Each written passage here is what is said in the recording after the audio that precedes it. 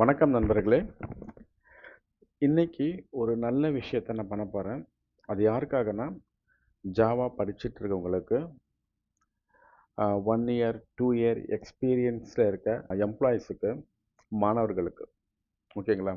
அவங்களுக்காக ஒரு ப்ராஜெக்ட் நான் ஸ்டார்ட் பண்ண போகிறேன்.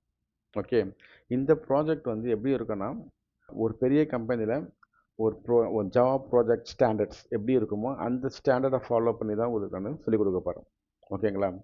அதாவது நான் வந்து ஒரு ப்ரொடக்ஷன் கிரேட் ப்ராஜெக்டை டெவலப் பண்ண போகிறேன். ஓகேவா?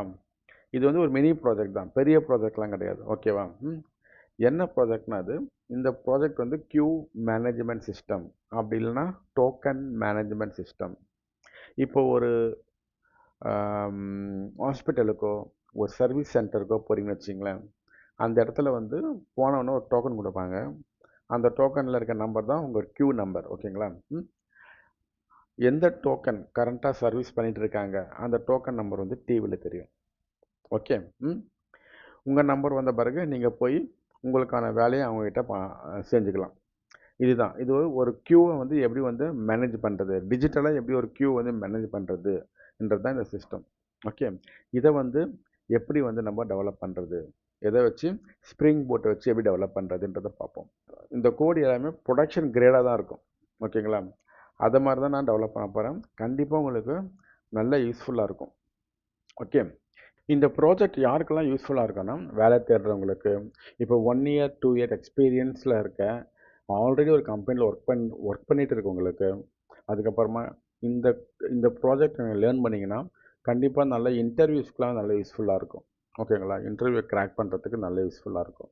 ஓகே, இப்போ ப்ராஜெக்ட்குள்ளே போவோம். இங்கே வந்து ப்ராப்ளம் ஸ்டேட்மெண்ட். இப்போ வந்து ப்ராஜெக்ட் டீட்டெயில்ஸு ஒரு ஹை லெவலாக பார்ப்போம். Okay, problem statement. இது வந்து என்னென்ன ப்ராப்ளம்ஸ்லாம் இந்த ப்ராஜெக்ட் சால்வ் பண்ணுன்றதை சொல்லியிருக்கேன். இந்த டாக்குமெண்ட் உங்களுக்கு ஷேர் பண்ணுறேன், கோத்ரூ பண்ணுங்கள். ஓகே, அப்புறம் where token system are used. ஹாஸ்பிட்டலில், மொபைல் ஷாப்பில், சர்வீஸ் சென்டர்ஸும் நிறைய கம்பெனிஸ் இருக்குது. Bike service centre, bank, government office, passport office, billing counter. அப்புறமா what we will build token generate API. இப்போ ஒரு கஸ்டமர் வராங்கன்னா அவங்களுக்கு ஒரு டோக்கன் ஜென்ரேட் பண்ணி கொடுக்கணும், அதுக்கான ஒரு ஏபிஐ. அப்புறமா what is next available token, அதை கண்டுபிடிக்கிற ஒரு ஏபிஐ.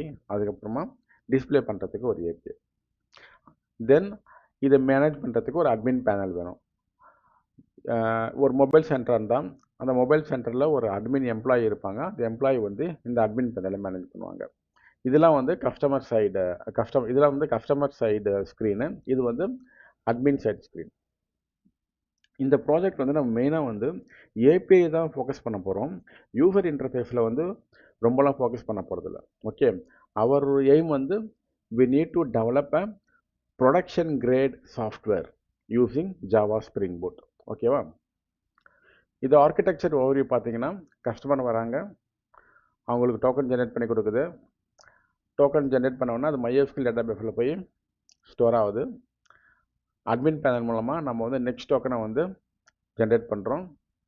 அதுக்கப்புறமா அந்த டோக்கனை வந்து டிஸ்பிளேல காமிக்கிறோம் டிவியில்.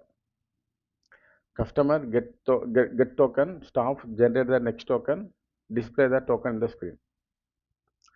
இதில் பார்த்தீங்கன்னா பேக்அண்ட் வந்து ஸ்ப்ரிங் பூட்டில் பண்ணுறோம், டேட்டாபேஸ் வந்து MySQL யூஸ் பண்ணுறோம்.